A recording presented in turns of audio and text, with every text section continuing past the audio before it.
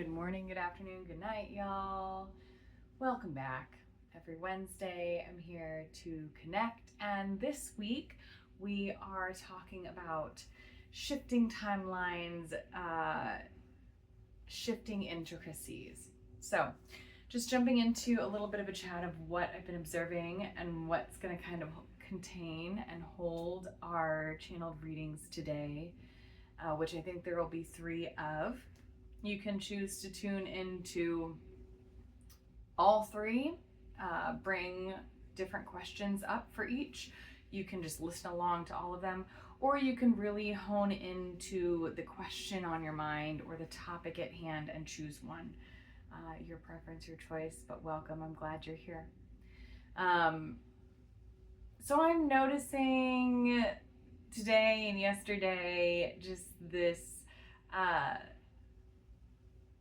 things shifting and just timelines kind of laying into place. People that I'm usually able to connect with, we just have like opposite or like overlapping timelines on things where we're not really able to connect, and it feels like the attention and intention that is flowing through our bodies like has our focus in very particular places. It doesn't feel like an accident. It does feel very intentional, and it gives me this note and notice of individuals being like pinned to where they need to be. It's kind of like when you're in transit and let's say you're driving an RV across the country, and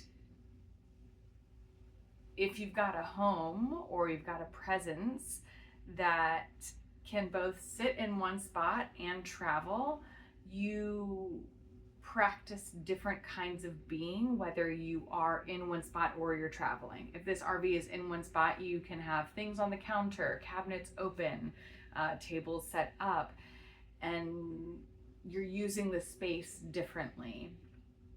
When you're in transit, things are tucked away, they're buckled down, cabinets are closed, nothing's really on the counter, because if you keep things on the counter and you go over some bumps, it inevitably is gonna like fall, shift, and kind of make a mess. And so I'm feeling this presence of being in transit, the extra importance of things being a little bit buttoned down and like not a lot of activity going on or like interchange going on, either in physical presence or the energetic work being done is very precise, very metered, very measured. So if you are experiencing that, welcome. Let's get some guidance about it. And yeah, let's see if there's anything else that needs to come through before we dive into collective messaging here. And this is about integrity around the words that we say and the intentions that we carry.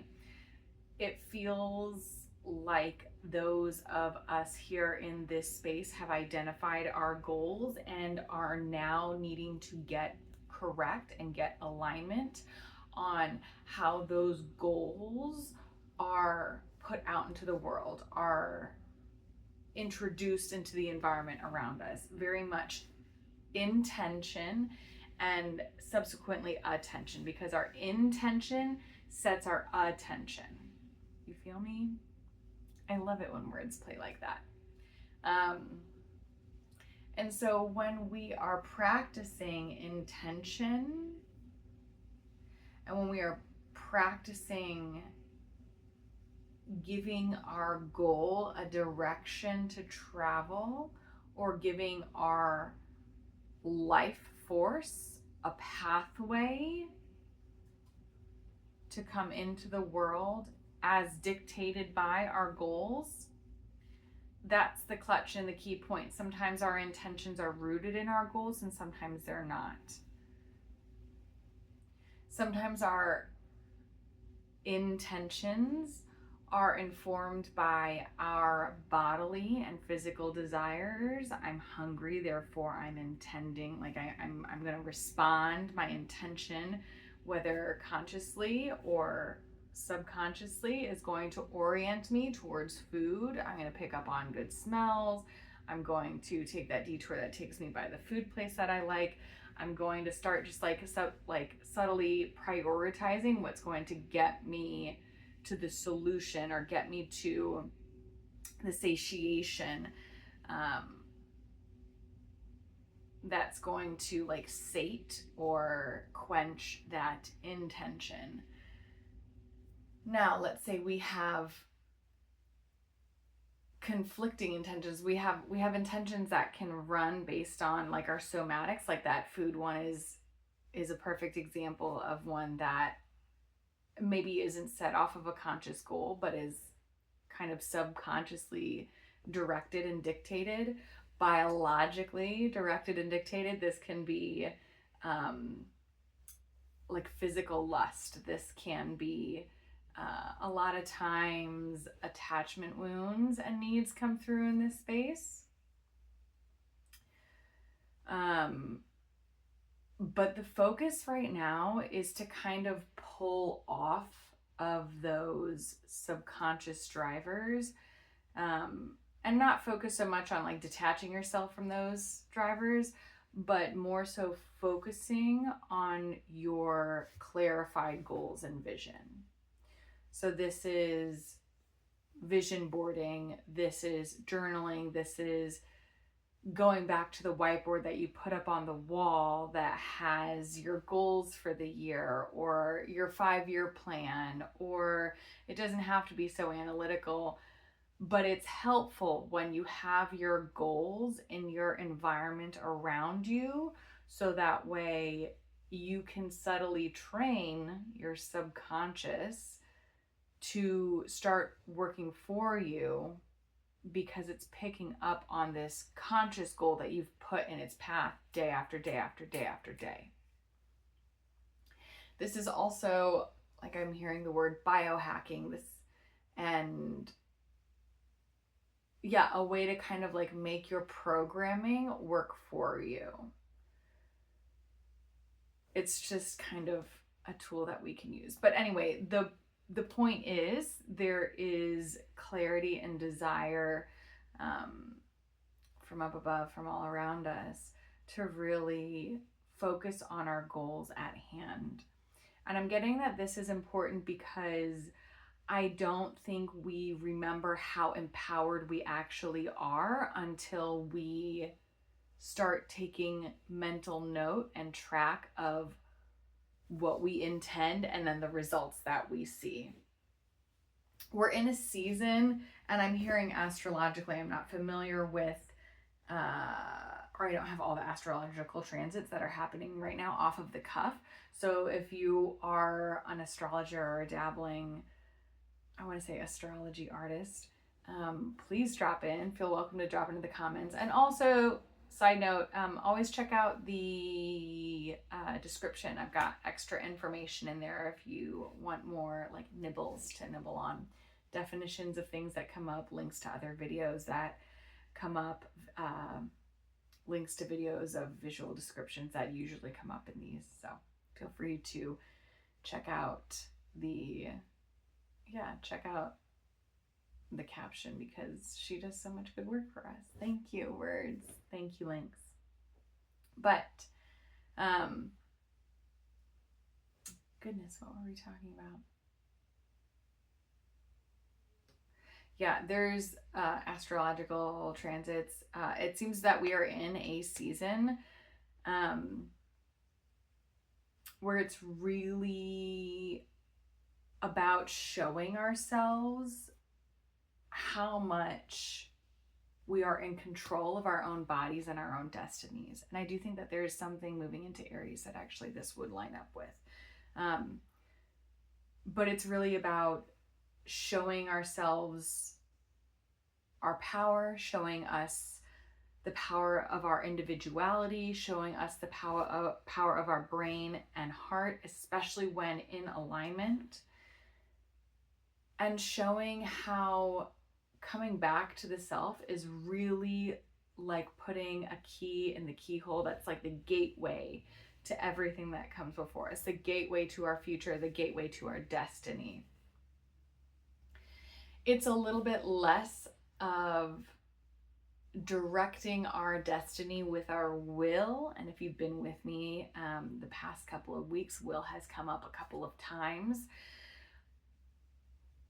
And the difference between exercising and kind of strong arming will versus dancing in accordance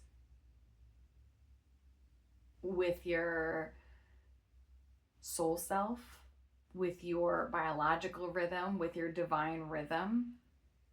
Because this is where we ideally want to be. There are messages and prosperities and wishes and hopes, dreams, and desires written on our hearts that are put there for a reason.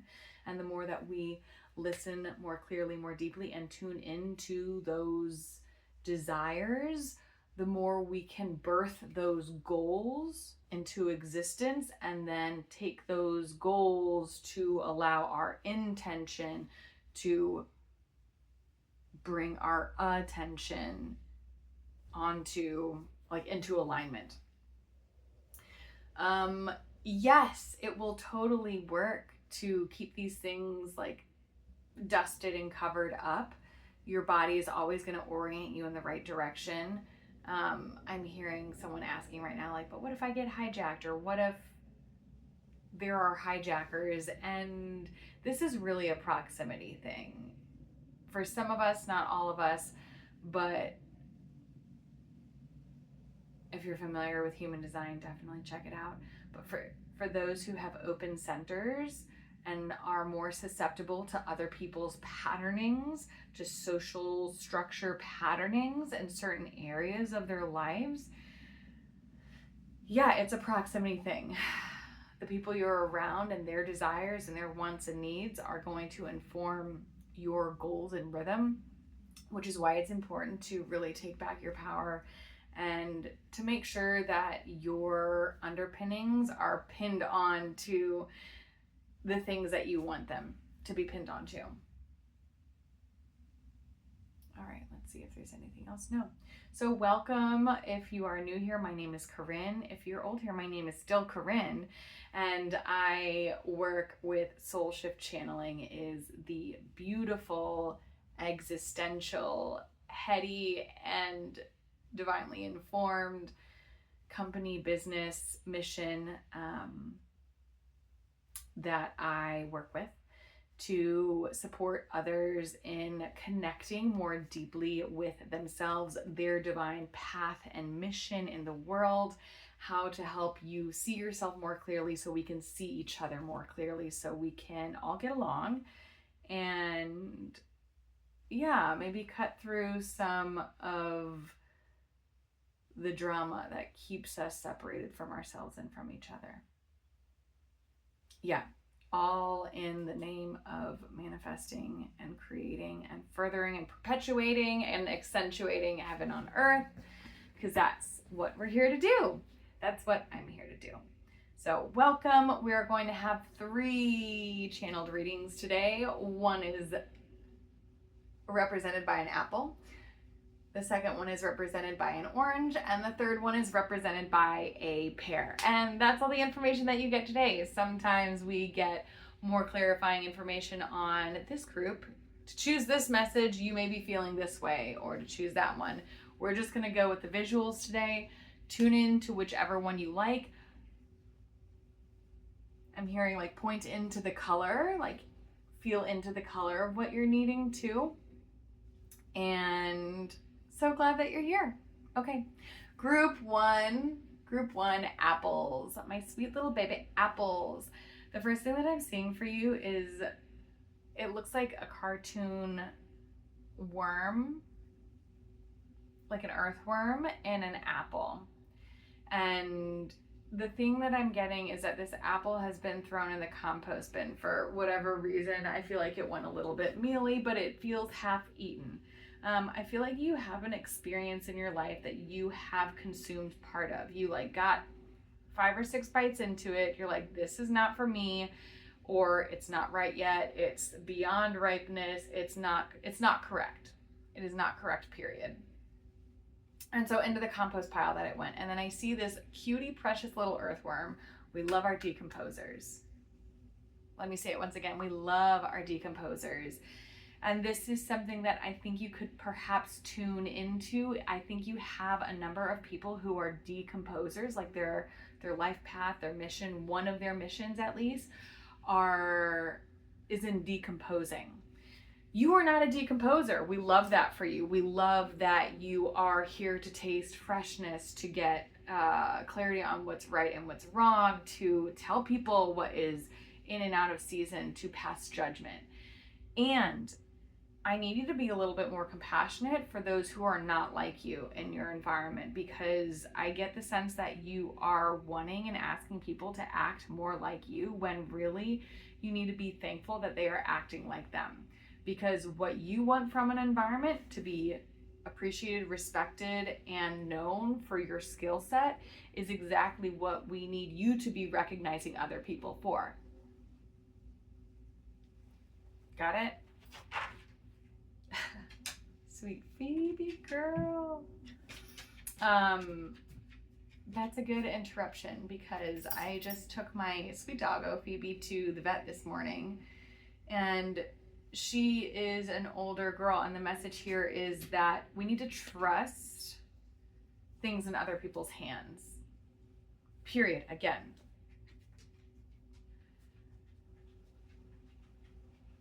Yeah, I don't think that needs to be elaborated on. Or I guess I think it does, but I'm being told it does not need to be elaborated on. The things coming up for you, coming up next, is going to be in a different environment. Like, I see you throwing something out to the compost pile and then going back in the kitchen and working at the cutting board again. The fruit and the vegetables, and it feels very much like fruit and vegetables. Meat is not involved at this point in the process. Take that in any way that you need to. I'm hearing like a couple of different things, like a double entendre, like we don't need any meat. Like, I don't know why we associate men with meat, but like whatever. There's no meat in the process, right? And then this also like cannibalistic vibe of like we're not eating flesh right now. So shout out to my veggie heads out there. And then third, fruits and vegetables are about really fresh information. They are getting their food from the sun, from light, from vibration, as opposed to animals that are higher up in the trophic order, that are higher up in the food chain. They're getting a diluted, it's like a game of telephone, right? Information comes to the grass is eaten by the mice are eaten by the snake's eaten by the hawk, right? And by the time it gets up the food chain, the sun that gave its information to the grass it's like a game of telephone. It's been diluted and changed so many different times, and a lot of times it becomes more biologically available. Like, that's how the hawk gets its information. A hawk's not going to eat grass, it's going to eat a snake, right? And thank goodness for that snake for making the information from the sun that goes in the grass, that goes in the mouse, bioavailable to the hawk. But as humans and as beings and creatures that have access to information at a lot of different levels, at a lot of different points throughout the food chain system, like we can eat fruits and vegetables, we can eat them raw, we can eat them cooked, we can eat them fermented, we can eat animals, we can eat fish. There's so many different avenues. We're able to taste a lot of different informational experiences, because food is just a way to take information, to put information into our bodies. But the focus is right now that we need to be preparing and interacting with very fresh information right now. We don't want no stale shit. I'm hearing like, we don't want no stale shit. It goes out the door, out the window. And I'm hearing you need to be picky with your food right now. I'm hearing nothing fermented, nothing degraded, nothing biodegraded. We need straight from the source, because a change is about to occur, and we need, in order to, like, I'm seeing a race car kind of cornering, like if you've ever seen NASCAR or Formula One or whatever, a car rounding a corner. It's a pivot point. It's where accidents can occur. It's where you need to like really be focused. There's a lot of feelings going on because you've got inertia, you've got centripetal force, centrifugal force, you've got a lot of things that you as a driver are feeling into, and you need to approach the curve in the right way. And it's really helpful for you to be set up for that pivot as early as possible, so that way you can have as much advance notice to like read the road and to prepare your body and your vehicle the correct way. And we're calling back to the trailer metaphor at the very beginning of today's discussion. Should we call it a discussion? I'm going to call it a lecture, because our energies are interacting, but it's no one who's speaking, so I'm not sure. Anyway, I digress. But a callback to the beginning part where we're talking about battening down the hatches and pulling the camper van. Egads, I feel like some of us are pulling environments through the muck with us that we can subsequently host other people in. And this may be literal for you, like maybe it is a camper van, maybe it's a studio space, maybe it's a home, maybe it's a rental space, maybe it's an Airbnb, maybe it's an energetic vibe that you host other people in, that you can invite other people in. That's your gift. And when you are doing that kind of work, it's like attaching a trailer to a race car. And when you attach another axle, another set of wheels, it complicates things. You need to be attuned in different ways. And so this is why we need you eating really fresh information. You need to be the first one to know, right? Like you need to be out there early when the little newspaper boy is shouting, extra, extra, read all about it. You need to go buy the newspaper first, right? You don't need to wait till you get to the office till you get someone's newspaper secondhand and you miss some of the information because there are already clippings taken out of it. It's just, the focus right now is you need fresh information. If there are holes in your information, throw it out and go straight to the source.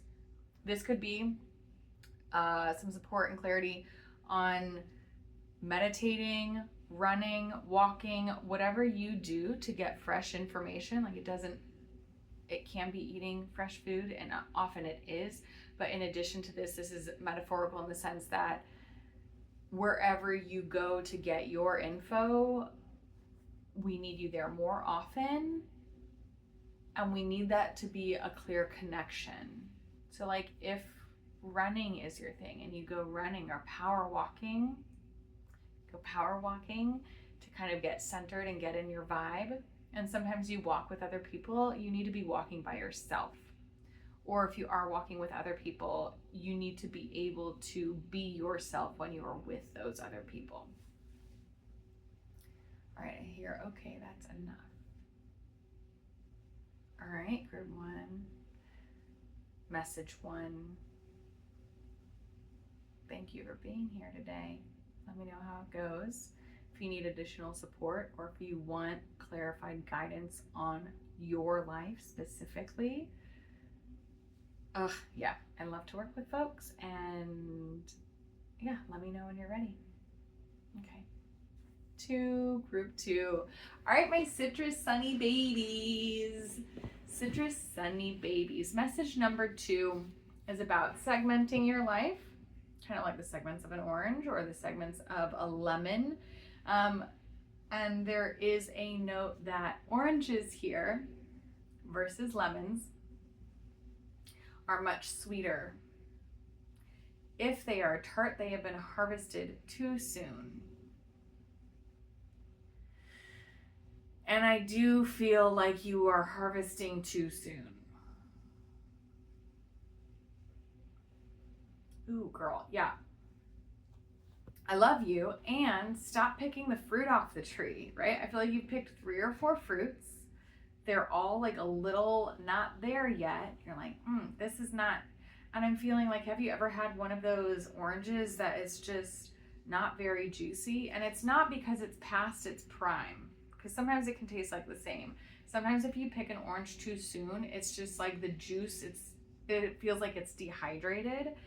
The sugars haven't, I don't know if they ferment, like they haven't come to fruition yet, right? There hasn't been enough breakdown in the form. And if you're listening along, this is a little bit different than group 1, because group 1 was all about like, we don't want fermentation. Group 2 is like, we do want the appropriate amount of, I'm hearing, intellectual development and processing. If we're talking about information here, and I'm hearing like job offers or things on the table that you're considering, it's like there's not enough information, like the information hasn't sat enough yet. It's not developed enough. You don't need to be trying to consume or act on things because it's not time. I know that's not what you want to hear, but I'm here to tell you that I think you are experiencing some confusion of like, I feel like you think that you're too late, and really it's that you're too early. Okay. In addition to this, I know you need to be looking at your life in a more compartment. No, that's not right. I know you've been looking at your life in a compartmentalized way. And you've seen different aspects of it as very separate. And I'm hearing disembodied. I think you forget sometimes that all these different aspects of your life are still contained within the same skin. Yes, you have a lot of different relationships with people. You have a lot of different roles that you're in, a lot of different hats that you're wearing. And you're still just one person, my friend. And while you want to, and I hear a need to, keep things really separate right now, they're all one and the same. They're all one and the same. The same water and the same blood is flowing through your body when you're in each of these different circumstances. And I feel like you're expecting yourself to show up really differently in each of these different circumstances. And that's just not how it is.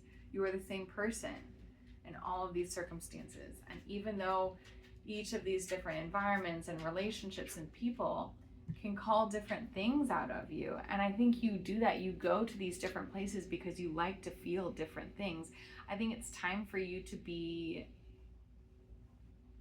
I hear serving the interstitial, and this word keeps coming up. It's like the space between spaces, or the thing that the music, the tissue that connects things. I actually think I've had a misdefinition of this in the past couple of weeks' videos, so it's like this is something that's still, I think, working itself out. But it's important, like if we're looking at that orange, I think the part of its development where it's like each of the little slices of the orange inside, it's like that tissue hasn't fully developed. And even when it is developed, there's still water that, as the orange is like building itself, can pass from one space to another, and like a reallocation that can occur.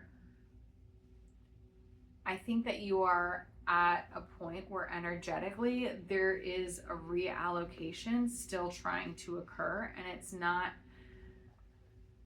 working as well if you create barriers.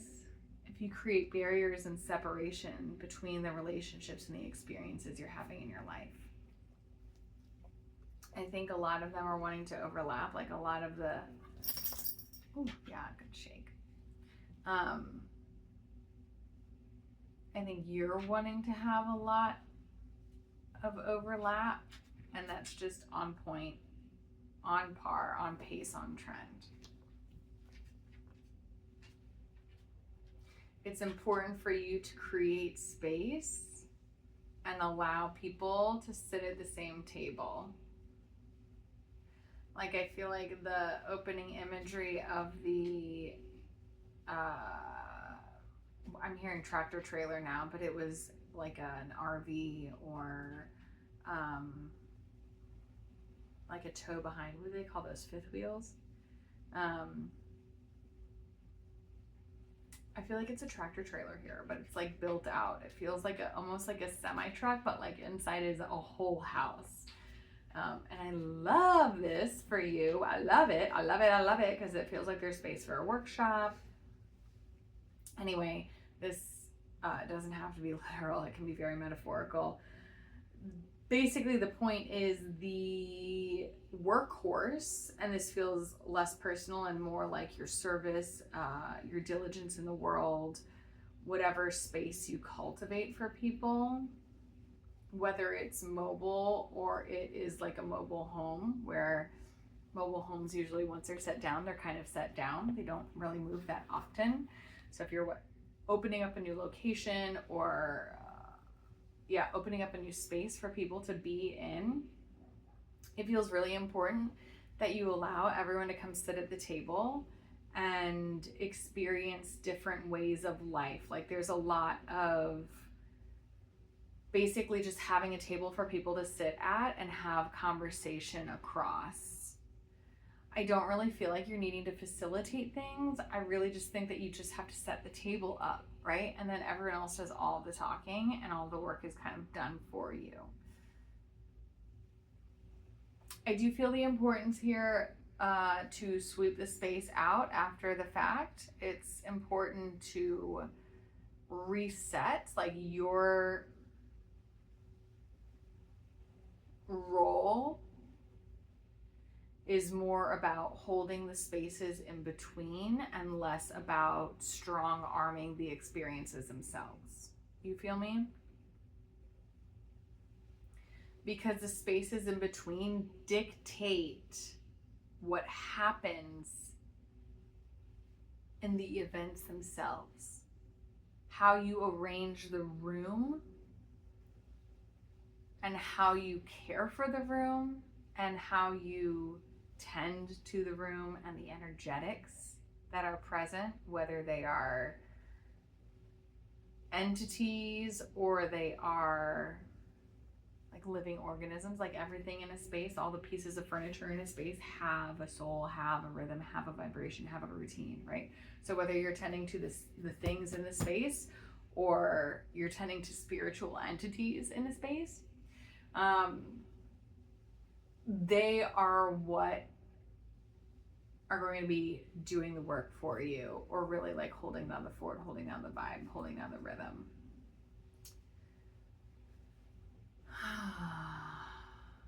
Yeah, so I think you're taking on a little bit more of a facilitator role and like, how do we say, secondary support. And I hear the word puppet master. I think that is going to kind of like feed your ego power trippy vibes a little bit, while helping you step into a more appropriate role.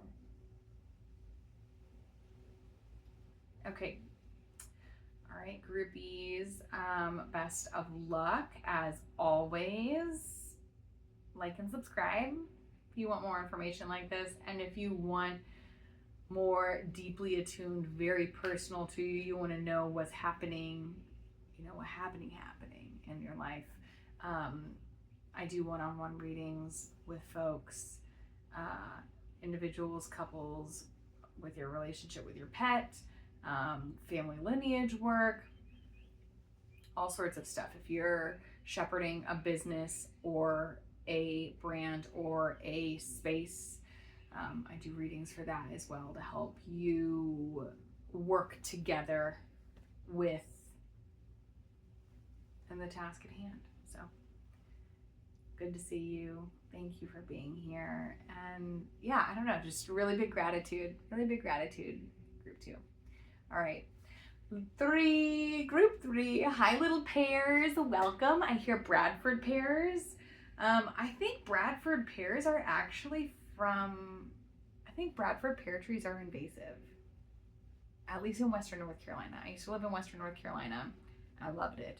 And I want to say the Bradford pear tree is an invasive species. Yeah. You're not in the right space. Love you, mean it. I'm hearing like, go back to where you came. There's some importance here in knowing how you want to feel. And I get the sense that I know you don't want to feel like an invasive species. Who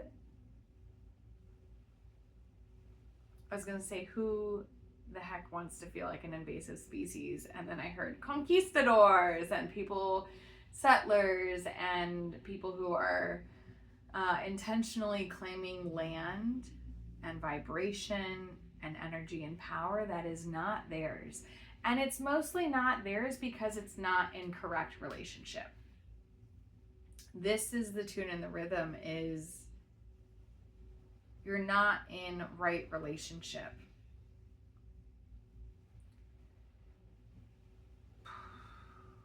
Yeah, because you're not listening right.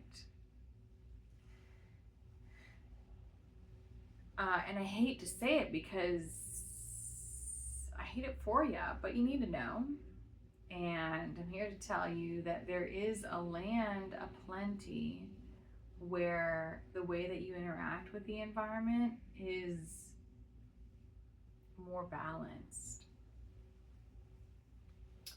My undergraduate degree is in ecology and environmental studies, so I'm V into ecosystems.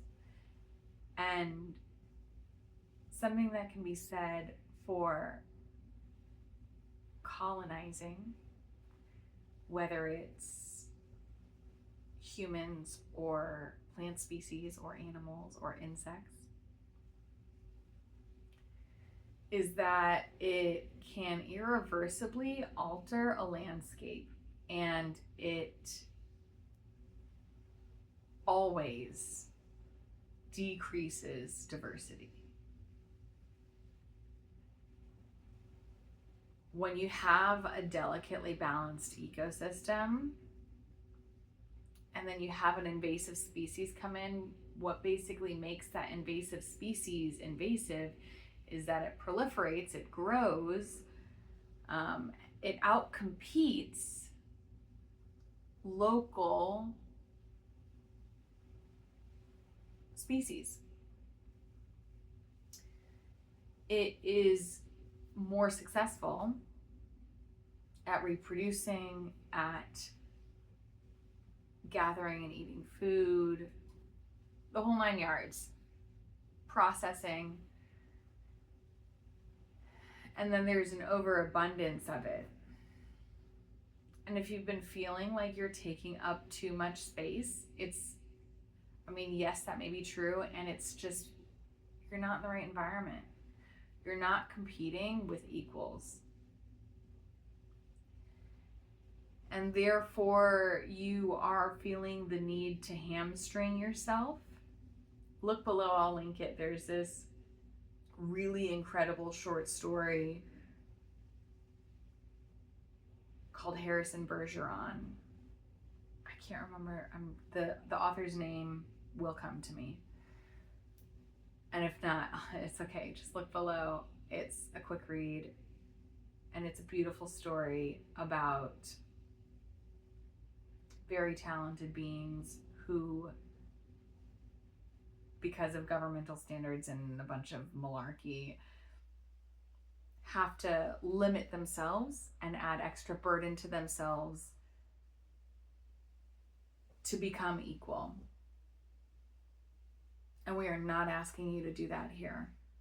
Your gifts and your talents and your abilities are absolutely necessary, and they need to be in the right environment because you need to stop limiting the way that you are.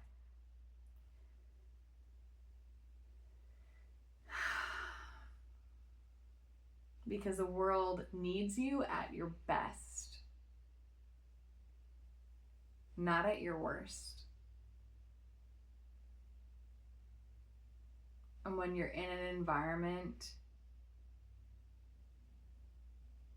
that's like so easy for you, or conversely, like you're either like totally crushing it and killing it, or